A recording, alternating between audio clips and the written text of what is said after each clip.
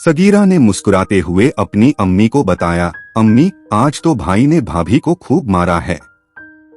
अच्छा हुआ, बहुत इतराती थी।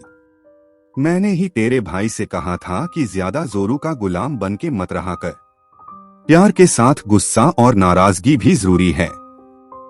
कभी कभी डांटड़पट भी होनी चाहिए।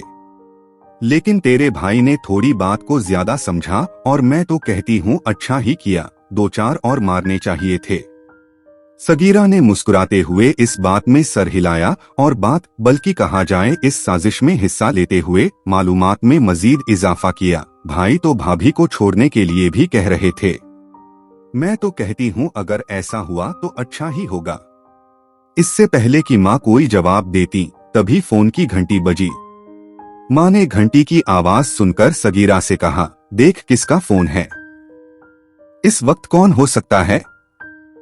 शायद बाजी का फोन हो, उनको भी यह खुशखबरी सुनाती हूँ। सगीरा सरगोशी के अंदाज में गुनगुनाती हुई उठी।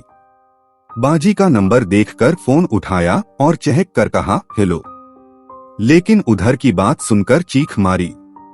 माँ ने घबराते हुए पूछा, क्या हुआ सगीरा? खैर तो है? सगीरा ने रोते और हकलाते हुए बताया, अम्मी जान बाजी। बाजी? वो बाजी को जीजा ने बहुत मारा है और तलाक देने का कह रहे हैं। यह कहानी हिंसा और फूट को बढ़ावा देने के परिणामों के बारे में एक शक्तिशाली सबक देती है। माँ का अपने बेटे को अपनी बीवी पर हुक्म चलाने और गलबा कायम करने का मशवरा उस वक्त ड्रामेटिक तौर पर उल्टा पड़ गया जब उसकी अपनी बेटी इसी रवैये का शिकार हो गई। सगीरा की शुरू में खुशी और अपनी भाभी की तकलीफ के बारे में गुफ्तगू में शिरकत दूसरों की बदकिस्मती में खुशी लेने की जहरीली नौयत को नुमाया करती है। यह मनफी सोच बिलाकिर उसके अपने खानदान की तरफ लौट गई। अच्छी खबर किसी और की तकलीफ के बारे में फैलाने की बेताबी हमदर्दी की कमी और तबाहकुन राब्ते पर तवज्जो को भी जाहिर करती है। हमदर्दी और शफकत इंतहाई अहम है। कहानी हमदर्दी की अहमियत को वाज़ेह करती है।